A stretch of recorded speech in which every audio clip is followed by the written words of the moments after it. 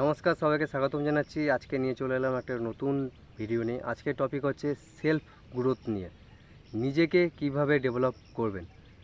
1% rule মাথায় রাখুন, প্রতিদিন কিছু না কিছু নতুন কিছু শিখবেন।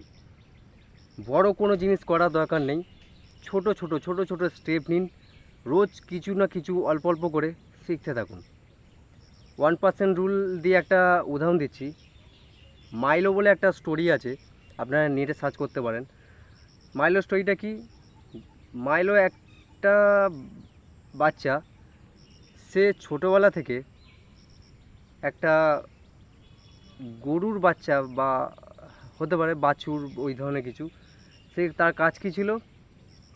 ওই বাচ্চাটাকে কাঁধে নিয়ে রোজ মাঠে নিয়ে যাওয়া। তো বাচ্চাটা আস্তে আস্তে করে বড় হতে থাকলো, তার সঙ্গে গরুর বাচ্চাটাও বড় হতে থাকলো। একটা সময় আসলো, সে নিজেও বড় হয়ে গেল এবং সে প্রপারলি ওই গরু বাচ্চাটা যখন বড় হয়ে গেল, একটা গরুতে পরিণত হলো, গরু বা মহিষ কিছু একটা ছিল হয়তো, তার শক্তি ঠিক ততটাই বেড়ে গেল। সবাই দেখে তাকে ভাবতো এটা কি করে সম্ভব।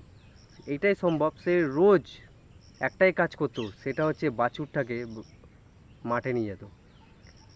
ঠিক সেরকমই আপনি রোজ নতুনত্ব যখন শিখবেন, নিজেকে যখন আয়না দেখবেন 1-1.5 বছর 2 বছর পরে, তখন নিজেরই বিশ্বাস হবে না যে আপনি কতটা গ্রো করেছেন। তো 1% রুল সম্বন্ধে আপনারা যদি আরও বেশি জানতে চান, এরকম অনেক বই রয়েছে সেলফ ডেভেলপমেন্টের উপরে, ইন্টারনেটে অনেক আর্টিকেল রয়েছে, সেগুলো পড়তে পারেন। রিসার্চ রয়েছে, সেগুলো পড়তে পারেন। অনেক বেশি এফেক্টিভ।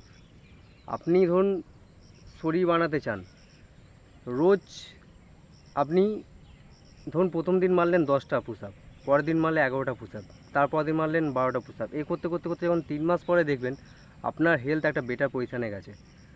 বড় স্টেপ নেওয়ার থেকে, বড় গোল অ্যাচিভ করার থেকে ছোট স্টেপ অ্যাচিভ করা বেটার। আজকের ভিডিওটা এইটুকুনি। আপনাদের কি মতামত নিচে কমেন্ট করে জানান। যদি কোনো প্রশ্ন থাকে সেটাও কমেন্ট করে জানাতে পারেন। ভালো লাগলে লাইক, শেয়ার, সাবস্ক্রাইব করতে ভুলবেন না। দেখা হচ্ছে অন্য কোনো ভিডিওতে। সবাই ভালো থাকুন, সুস্থ থাকুন। ধন্যবাদ।